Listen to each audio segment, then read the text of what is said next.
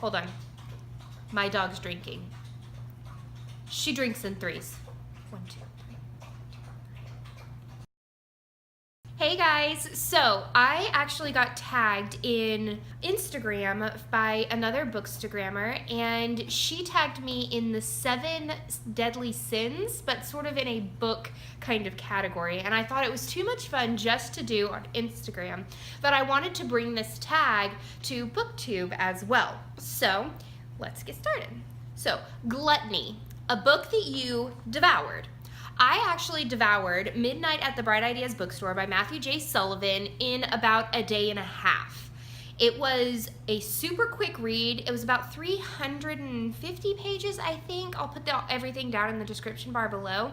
But I devoured that book. It was a book that we chose for my book club, and it was a really good book. Greed, a book that you won't let anyone borrow. I won't let anyone borrow the Harry Potter series books from me. They are mine. They are my lovelies. I won't let anybody borrow those. I know I'm horrible, but I will let anyone borrow any other book that I have in my library. Okay? The next sin is sloth. What book has laid unread in your bookshelf? And that would have to be Emma by Jane Austen. I don't know why, but I can't get into the book. I have tried to read it probably 6 or 7 times. If you've read Emma by Jane Austen, leave me a comment down below and try and give me a boost to really want to read it, because right now it's such a beautiful book, but it just stays on my bookshelf and it makes me look smart. The next sin, bookish sin, is lust, a book set that you bought. I actually got the Harry Potter series as a book set in the trunk. Book set, if you know what I'm talking about. If you don't, I'll leave a picture of it right here. But I love that book set so much. Wrath, a very disappointing book, and I actually put up my very first not very good review of a book. It's Don't Look Down by Jennifer Crusie.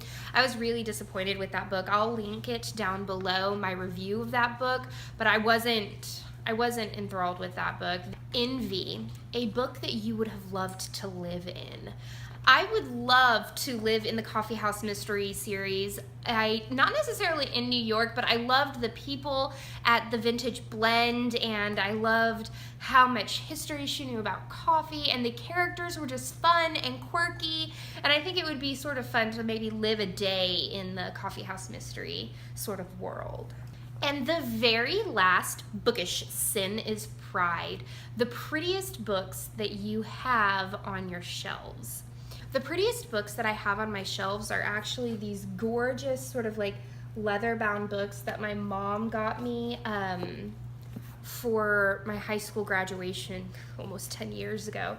But they're absolutely gorgeous. A lot of them have sort of this goldish kind of painter around the book. She got me a whole entire, a set of 20 or something along those lines that she found in an estate sale, and I absolutely love these books. These books are the prettiest.